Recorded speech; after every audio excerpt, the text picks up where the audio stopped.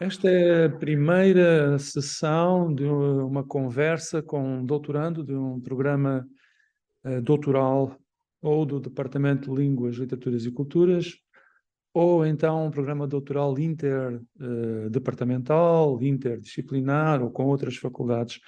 O que é, aliás, o caso com que abrimos esta série hoje.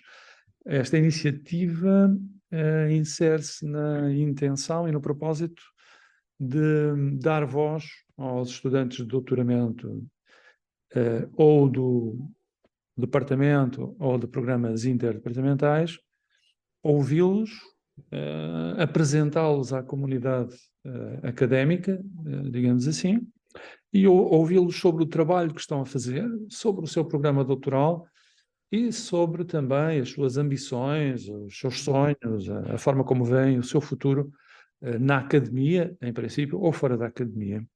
E vamos começar então com o Tiago Nabais, que é estudante do programa de doutoramento em Discursos, História, Cultura e Sociedade. É um programa interdisciplinar, que tem uma componente também do nosso departamento, e tem como orientadores Catarina Martins, do departamento, e António Barrento, da Faculdade de Letras na Cidade de Lisboa. O Tiago está a fazer neste momento uma tese intitulada Cicatrizes no Esquecimento, Trauma e Memória na Literatura Contemporânea Chinesa. E podíamos começar realmente por aqui, quer dizer, uma pessoa que se dedica à literatura contemporânea chinesa em Portugal ainda não é assim tão frequente, apesar de tudo. E podíamos começar por aqui e eu ia pedir ao Tiago que, enfim, começasse a sua história por onde ele bem entendesse, obviamente, porque temos curiosidade em ouvi-lo e conhecer o seu percurso, mas que nos explicasse em que momento é que se cruzou com a China, com o interesse pela cultura, pela língua, pela literatura chinesas. Enfim, vamos começar por aí, Tiago, se não se importa. Boa tarde e obrigado por me convidarem.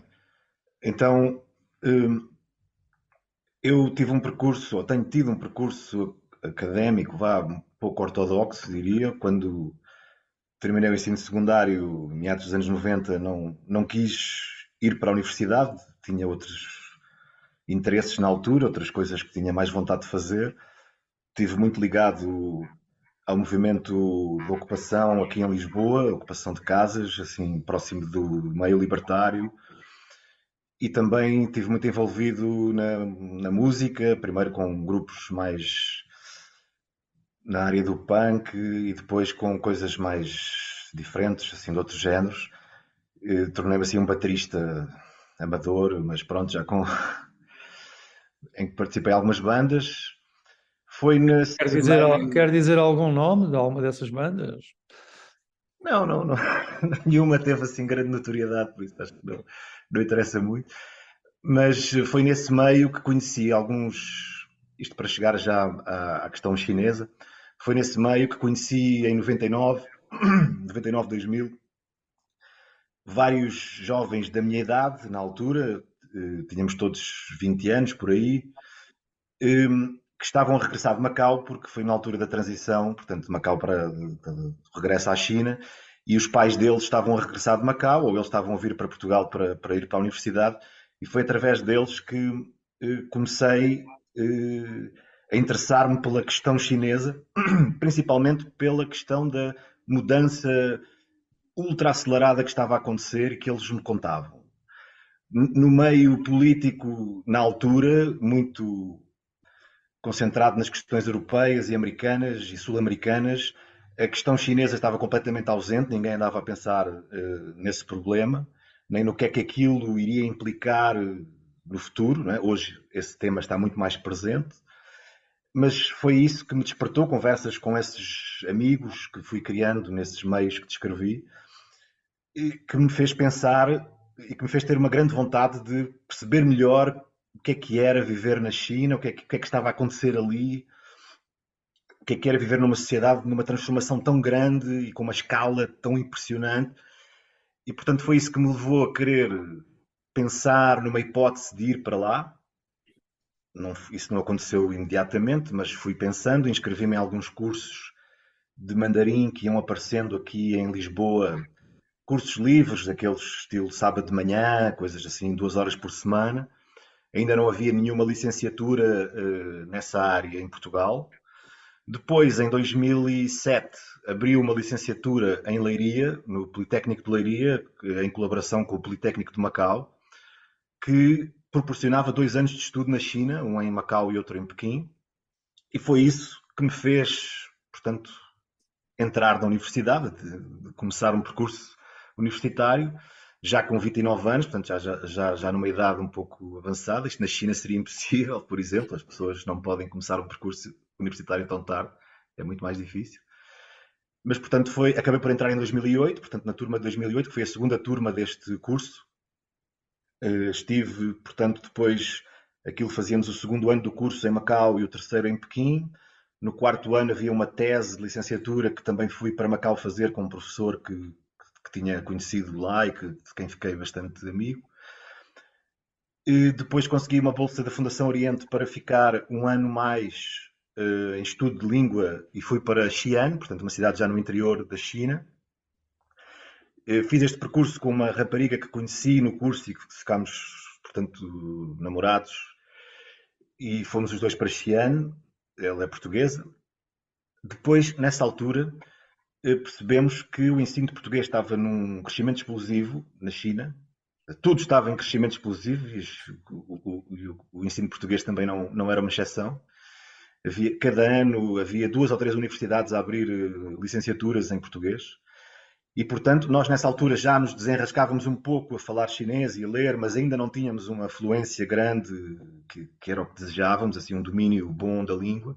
E pensámos que seria uma hipótese tentar procurar um trabalho nessa área do ensino português que nos permitisse ficar lá e, portanto, a viver o chinês já de uma forma mais real, não na aula, não só o chinês da sala de aula, mas trabalhar numa instituição chinesa, ter colegas chineses. E foi isso que fizemos durante 7 anos. Passámos por 3 universidades na China. Primeiro em Shijiazhuang, uma cidade muito pequena, ali, pequena, pronto, para a China. Mais ou menos perto de Pequim. Depois estivemos no sul, perto de Xangai, numa cidade também relativamente pequena chamada Shaoxing. E finalmente voltámos para Pequim. Tivemos lá os últimos 2 anos, até começar, portanto, o problema do Covid. Nós tínhamos vindo a Lisboa passar uns dias de férias no Ano Novo Chinês de 2020 e foi quando rebentou todo aquele problema e acabámos por ir adiando o regresso, que depois nunca veio a acontecer. Ficámos a trabalhar online para a universidade durante algum tempo e depois foi aí que eu decidimos os dois não regressar ou não tentar regressar e decidi então explorar uma hipótese de fazer um doutoramento em Lisboa, em Portugal, procurar qualquer coisa em Portugal onde pudesse desenvolver um projeto paralelamente a isto. Tanto eu como a minha namorada, a Telma Carvalho, fomos começando a fazer traduções de literatura chinesa nesse período em que estávamos a trabalhar na universidade, tínhamos algum tempo livre e comecei por traduzir um autor, Yu Hua, traduzi 3 livros dele na Relógio d'Água e depois ainda traduzi mais um livro de um outro autor, Yan Lianke, um autor que também gosto muito.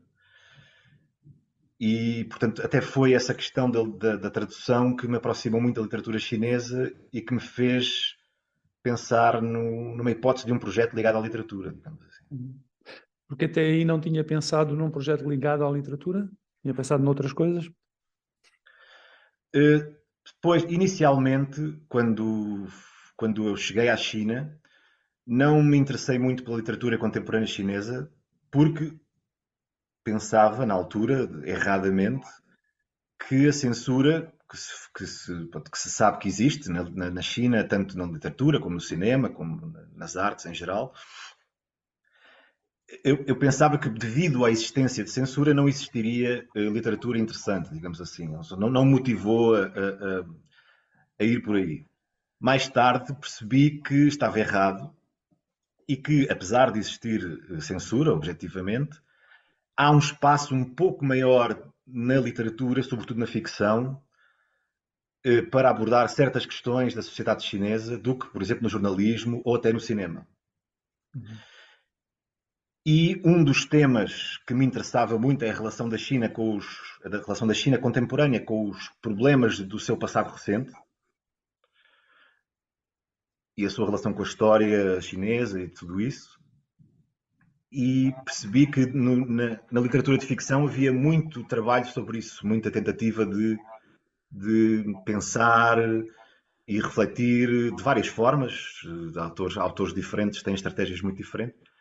E que, dentro de certos limites, havia um tipo de reflexão sobre o passado que era permitido dentro da literatura e que não era permitido noutras áreas. E foi isso que me interessou bastante e que, portanto, quando comecei a entender, a perceber isso, fui lendo mais e fui procurando mais autores e fui percebendo que há portanto, que estava errado na minha assunção inicial. Para além disso, há livros que estão censurados, portanto, que não podem ser vendidos na China, mas que existem, portanto, estão publicados em Taiwan ou Hong Kong, e, portanto, também posso ter acesso a eles Uhum. por aí. Por exemplo, um dos livros que eu traduzi, dos 4 que já publiquei, é um livro que está censurado, portanto, não está publicado na China, mas o autor pode, ou seja, o autor não está preso, não tem problemas com isso, simplesmente o livro não pode ser vendido. E eu comprei quando fui a Taiwan, porque Taiwan tem um mercado editorial completamente separado, né? Uhum. E, e portanto, não só, mas mesmo os livros que estão publicados na China, desculpe, estou-me aqui a perder um bocadinho, mesmo dentro da literatura que é publicada na China, há muita coisa muito interessante, ao contrário do que eu achava inicialmente. E diga uma coisa, como é que acabou a escolher o doutoramento em discursos? Pois, na China eu conheci, cruzei-me algumas vezes com o professor Carlos André, que foi aqui também de Coimbra, né? Ele na altura foi, portanto, penso que foi quando ele se jubilou, ele foi para o Politécnico de Macau dirigir uma equipa que Uhum. eles criaram na altura de apoio ao desenvolvimento do ensino português na China, portanto, para a produção de materiais novos, formação de professores, etc. E ele visitava todas as universidades onde estavam a ser criadas licenciaturas novas. E, portanto, nesse contexto, cruzei-me com ele, que ele visitou as escolas onde eu estive, até 2 vezes. E em conversa com ele, até foi ele que me falou, portanto, estávamos a discutir. Ele incentivou muito a fazer um doutoramento, porque achava que eu e a Telma, a minha namorada, éramos o tipo de pessoas que fariam falta ao ensino superior português, digamos assim, ou pessoas com o nosso perfil, que não havia muitas, mas que teríamos de ter um doutoramento, porque seria muito difícil, de outra forma, ter um percurso em Portugal. Na China isso era possível, porque como o ensino estava em grande crescimento, havia ainda poucas pessoas com esse grau. Né? E então, até fui em conversas com ele primeiro, depois também com outras pessoas, mas até começou com ele. Como é que se poderia, ou seja, não há um doutoramento em estudos asiáticos em Portugal, não há nada que se pareça, há uma coisa no Minho, mas eu percebi que aquilo é um pouco hermético e quando os contactámos não foram muito, digamos, hospitaleiros. De resto, não há nada desse género. E, portanto, de pensar numa coisa em que pudéssemos encaixar um projeto sobre a China, mas num curso que obviamente não seria à partida nessa área.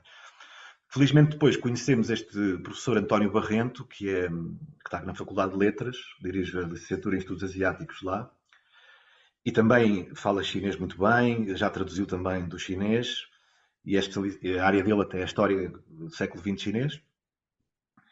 E, portanto, seria o parceiro ideal para um percurso destes, porque precisaríamos sempre de um orientador da área do chinês para podermos fazer uma tese que passasse por tradução ou por literatura chinesa, porque senão tinha que ser uma coisa baseada em traduções Uhum. com menos interesse. E, portanto, foi em conversa com ele, com o Carlos André, com o professor Carlos André, que foi ele que me indicou estes doutoramentos multidisciplinares do SES, poderiam ser interessantes, e pôs-me em contacto com o professor António Sousa Ribeiro, que era quem dirigia na altura Discursos. este doutoramento dos discursos, para explorar essa hipótese. E na altura marquei, depois no verão eu vim a Portugal, nesse verão, isso foi para aí 2016 ou 2017, e tive uma pequena reunião com o António Sousa Ribeiro, que me recebeu muito bem aí, muito simpático.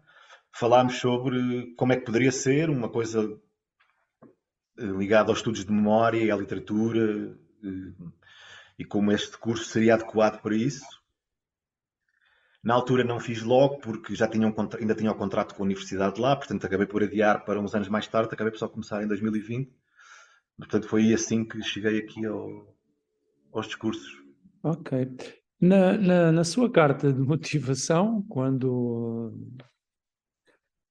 manifestou o desejo de ingressar no doutoramento, o seu projeto era a literatura da imigração interna na China, implicando processos de subalternização de várias etnias e línguas, o que também seria um tema interessantíssimo, não é? A migração interna, a subalternização de etnias e línguas.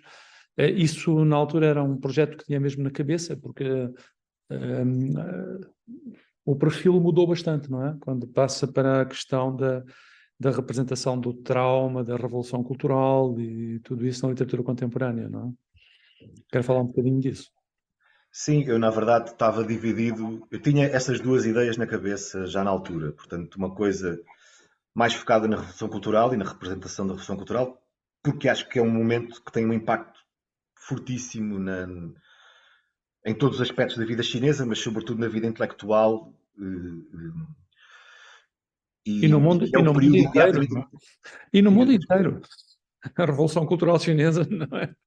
De Paris a Lisboa, a São Paulo e por aí fora, né? A Revolução Cultural Chinesa é uma coisa de um impacto brutal em todo lado, não é? Não, é verdade, é provavelmente o momento cultural chinês com mais impacto fora da China. Se bem que, na minha opinião, havia um entendimento muito primário sobre o que é que estava a acontecer. Mas pronto, isso é outra questão e há pessoas a trabalhar até essa área, né? Os movimentos maoístas na Europa, em Portugal e tal. Mas, portanto, tinha esta ideia de estudar o impacto da Revolução Cultural, porque há uma geração de escritores que hoje têm entre 60 a 70 anos, que cresceram nessa fase. E depois são os primeiros escritores a ganhar grande notoriedade na China no período da Reforma e Abertura. E é o período também que começa a haver a comercialização da literatura, em que ela deixa de estar sob a alçada das revistas literárias do Estado e passa a ter uma circulação mais ligada ao mercado. E todos, ou quase todos estes escritores, ainda hoje, quase só escrevem sobre a Revolução Cultural. É impressionante. Portanto, o peso que aquilo tem. E, portanto, eu tinha isso na cabeça, mas também tinha um projeto ligado aos migrantes. Portanto, a China tem um movimento de migração interna recente, nas últimas décadas, impressionante. Portanto, aquela ideia que temos da fábrica do mundo, todas aquelas indústrias exportadoras e também a construção de toda aquela infraestrutura deste milagre económico chinês foi feito muito à custa desta mão de obra que vem de zonas do interior rural pobre da China. E há um movimento literário bastante interessante de poesia destes migrantes que eu na altura tinha descoberto e até estava bastante interessado nisso e portanto também era uma hipótese para a tese. Portanto, eu escrevi isso na carta de motivação, tinha estas duas ideias na cabeça, pensei fazer o ano curricular primeiro e depois ter uma ideia mais clara sobre o que é que poderia fazer e como é que podia fazer. Mas, na verdade, no seminário da professora Graça Capinha, fiz um trabalho sobre esse tema, em que até traduzi alguns poemas destes migrantes, destes novos operários chineses. Que, aliás, é um tema que interessa bastante à professora Graça Capinha, não é? A questão da imigração, a poesia por migrantes, etc., não é? Exato, exato. Portanto, encontrava-se perfeitamente nos temas que nós abordámos no seminário. Exato. Mas depois optou mesmo pela Revolução Cultural, não é? Optei até porque os autores que eu traduzi são desta geração que referi há pouco e através das traduções e com alguns deles eu nos últimos tempos que estive na China tive a possibilidade de conhecer alguns deles pessoalmente, de participar em algumas, conversas, alguns debates públicos. e entrei um pouco ali no meio, pronto, superficialmente, mas entrei um pouco ali no meio literário de Pequim e percebi que esse tema para esse círculo era um tema mais interessante e acho que coloca questões também mais interessantes não digo, mas que a mim me interessa um pouco mais neste momento sobre a relação da China com o passado e com a história e com a memória e portanto acabei por optar por aí.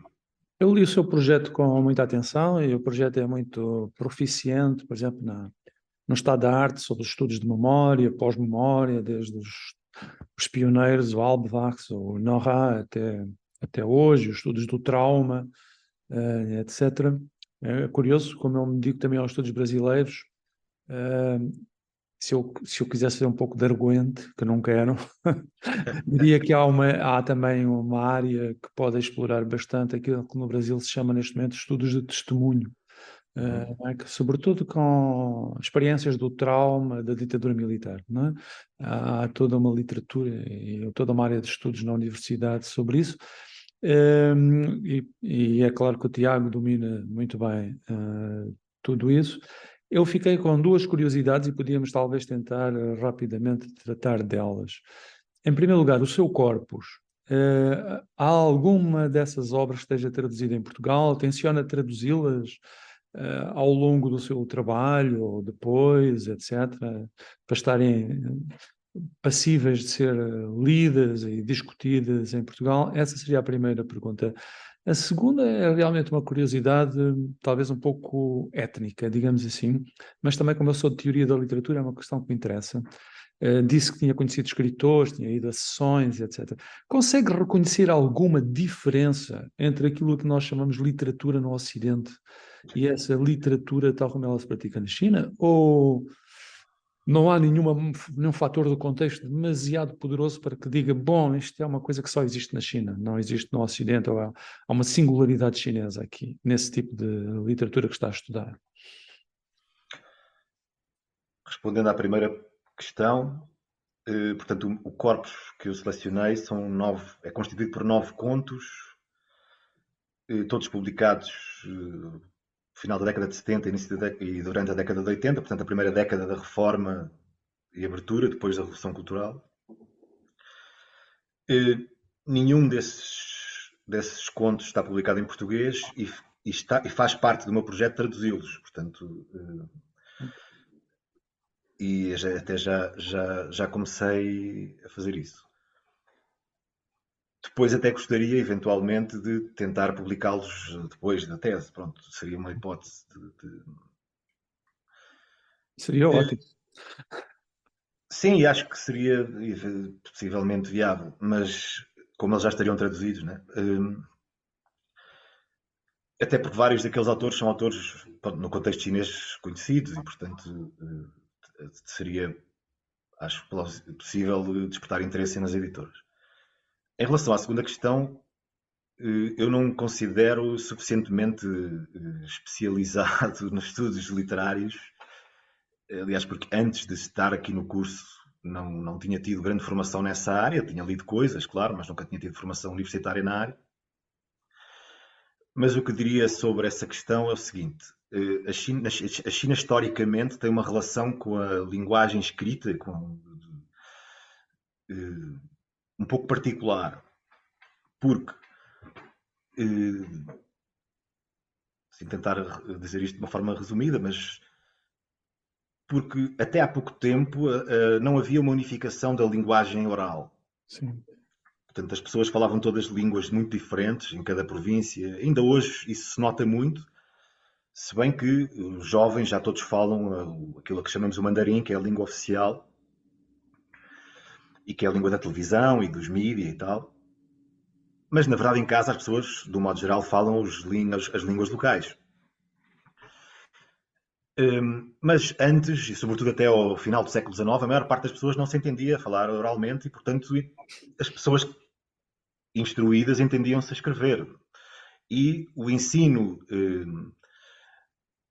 e a formação dos quadros dos mandarins, não é, até ao final do século XIX, era essencialmente constituída na base de estudos de obras muito antigas, com 2000 anos, dos clássicos confucianos e tal. Ninguém andava a estudar engenharia, nem matemática, nem linguística, nem nada disso. Né?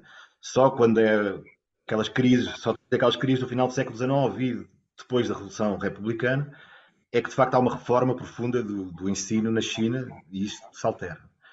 Portanto, há uma reverência pela língua escrita, pela linguagem escrita, se quisermos, ou pelos caracteres, que é um pouco diferente, ou que não existe propriamente, ou pelo menos da mesma forma, aqui. Depois, há outros aspectos, isto pronto, neste contexto mais histórico. Né? Depois, o século XX trouxe lutas muito grandes sobre, ao longo de todo aquele processo de como modernizar o país, também como modernizar a língua, porque isso era entendido como algo-chave para a modernização do país. As pessoas têm que se entender, tem que haver uma língua nacional, temos que arranjar uma forma dos caracteres serem práticos, aquilo é uma linguagem muito difícil de aprender, mesmo para um chinês, tem que memorizar milhares de caracteres. É muito mais simples a nossa forma de aprender a nossa língua do que a deles aprender a deles. Né? Tentaram procurar formas de simplificar um pouco isso. Houve grandes debates, falou-se até em utilizar o alfabeto romano, ou sistemas parecidos com o do japonês, arranjar um alfabeto fonético qualquer novo. E depois, após a Revolução e sobretudo durante o período da Revolução Cultural, há um corte muito grande com toda a literatura, ou seja, só obras muito específicas é que foram permitidas durante cerca de 10 anos. Nada do estrangeiro praticamente era permitido. E mesmo as coisas chinesas antigas, vistas na altura como feudais, não é? Portanto, eram também proibidas. E, portanto, esta geração de escritores pela qual eu me interesso, eu acho que é bastante interessante por causa disso, porque eles tentam ir em busca da tradição chinesa, também muito influenciados por uma grande vaga de traduções que acontece no final dos anos 70, anos 80, em que entra toda a literatura francesa, alemã, japonesa, do século XX, entra de repente ali, não é? Num país que esteve fechado muito tempo. Portanto, não sei se na literatura chinesa em geral pode ser que há algo único, mas nesta que eu me interesso, dos anos 80, há um movimento bastante interessante de experimentação e de busca. Há correntes diferentes que fazem isto de formas diferenciadas, umas mais experimentais, outras mais formais, mais formalistas, digamos. Umas mais em busca de raízes chinesas, outras mais inspiradas pela literatura assim mais moderna, europeia e japonesa também. A literatura japonesa teve muito impacto na altura. Portanto, eu diria que há essa busca de uma linguagem nova e de uma literatura nova no momento em que a cultura parecia estar demasiado fechada e demasiado isolada, digamos assim. O pensamento.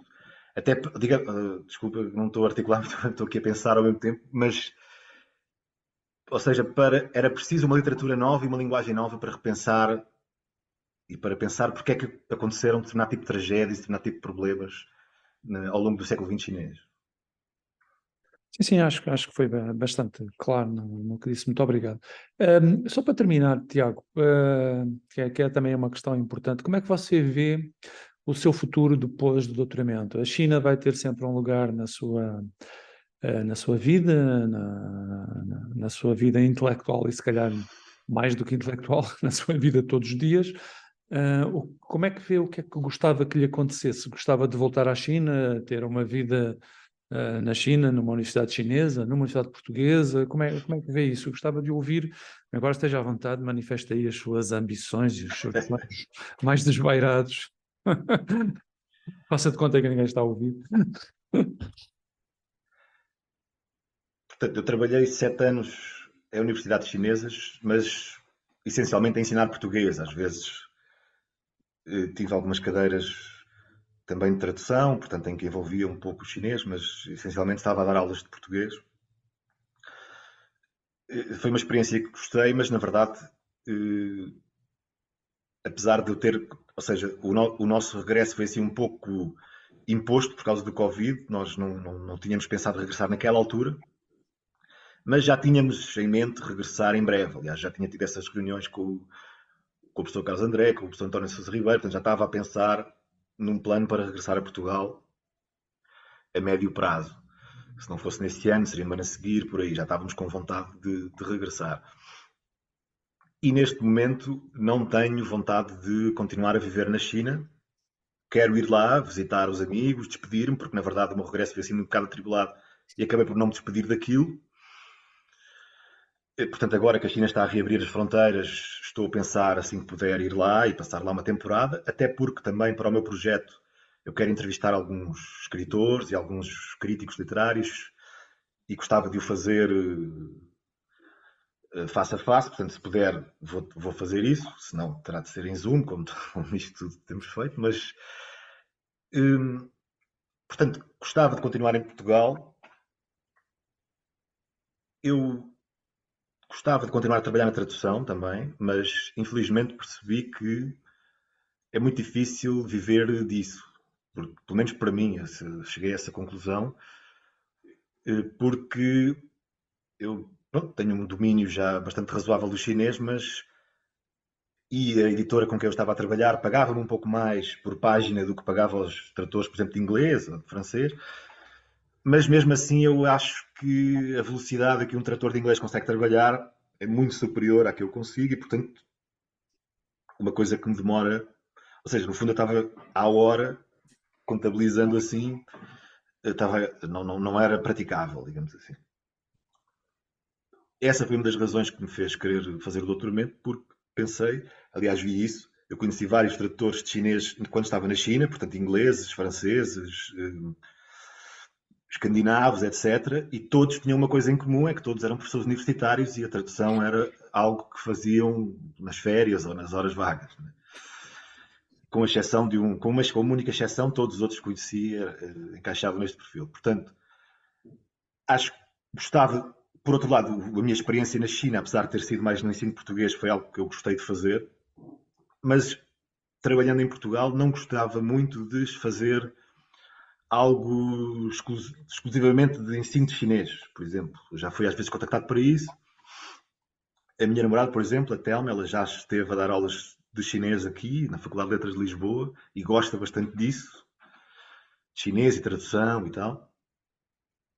Eu preferia muito mais, se fosse para trabalhar numa universidade portuguesa, estar mais a trabalhar em áreas de sociedade chinesa, literatura chinesa, eventualmente tradução, mas um pouco a partir destas áreas. Portanto, mas não sei, pronto, também, na verdade, o meu ano curricular, para o qual eu estava bastante motivado, regresso à universidade, infelizmente calhou naquela fase pior do Covid, portanto foi tudo online, não houve grande envolvência com a universidade. Fui 3 ou 4 vezes a Coimbra, porque não houve essa envolvência, infelizmente. Mas pronto, vamos ver o que é que dá. Também estou a meio da minha tese, ainda falta uns 2 anos para terminar. Infelizmente tenho uma bolsa, portanto não estou assim com grande... Ótimo. Para já tempo para isso, mas na verdade não sei bem ainda... Na verdade não sei bem o que é que queria, mas estas são coisas que me agradaria, este tipo de coisas à partida seria algo que me agradava, ou pelo menos estaria disposto a considerar, mas também outras coisas, não sei. Eventualmente trabalhar com a língua chinesa noutras áreas também podia ser, eventualmente possível, mas pronto. Muito bem, Tiago, agradeço-lhe muito a sua disponibilidade. Agora, também como diretor do departamento, o que esperamos de si é que acabe a tese. Isso é bastante importante também para os índices dos cursos. Não é que as pessoas acabem as teses dentro dos prazos previstos, não é? Mas acho que não há problemas, pelo que eu percebi, tem tudo controlado. E, enfim, esperemos que você encontrou um caminho associado à China, mas à cultura, à literatura, tudo isso que gosta mais de fazer, não é? A gente tem de pensar sempre assim, não é? Pensar em grande e esperar que as coisas aconteçam. Bom, Tiago, um abraço, muito obrigado. Até um dia destes em Coimbra ou noutro sítio. Até na China, quem sabe. Sim.